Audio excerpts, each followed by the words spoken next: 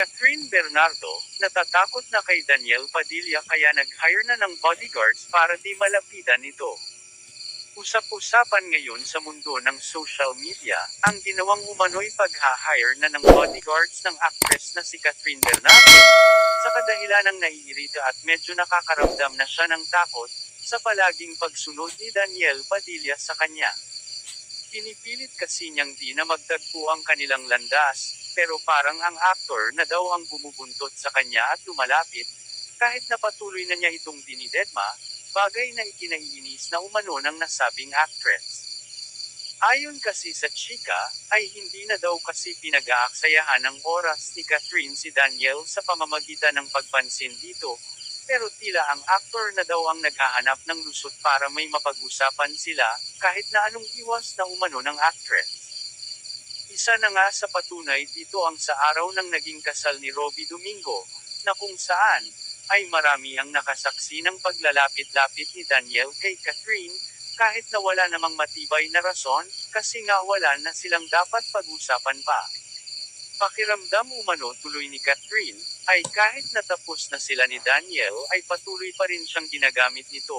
para mapaingay ang pangalan ng nasabing aktor, kahit na sa masasabing mali ng paraan.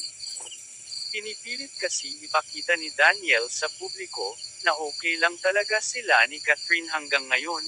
kasi nasimulan na nila ito sa ipinakita nilang mga posts noon, na kung saan, ay pinapalabas nilang sport lang sila.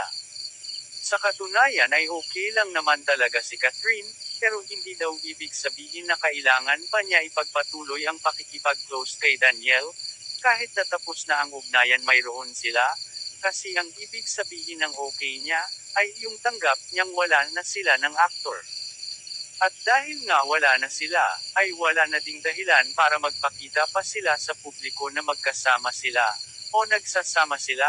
kasi lalabas lang daw na patuloy nilang ginagamit ang kanilang tandem, kahit wala ng spark, o nararamdaman para sa isa't isa. Marami ang nakasaksi ng paglalapit-lapit ni Daniel kay Catherine, kahit na wala namang matibay na rason, kasi nga wala na silang dapat pag-usapan pa. Pakiramdam umano tuloy ni Catherine, ay kahit natapos na sila ni Daniel ay patuloy pa rin siyang ginagamit nito, para mapaingay ang pangalan ng nasabing aktor, kahit na sa masasabing mali ng paraan. Pinipilit kasi ipakita ni Daniel sa publiko, na okay lang talaga sila ni Catherine hanggang ngayon, kasi nasimulan na nila ito sa ipinakita nilang mga posts noon, na kung saan, ay pinapalabas nilang sport lang sila. Kaya umano na pagdesisyonan ni Catherine ngayon na mag-hire ng bodyguards, ay para hindi na mapalapit ang aktor sa kanya, sa kahit saan at sa kahit anong oras kahit man may sadya ito, kasi ayaw na ng actress na patuloy siyang nagagamit ng aktor,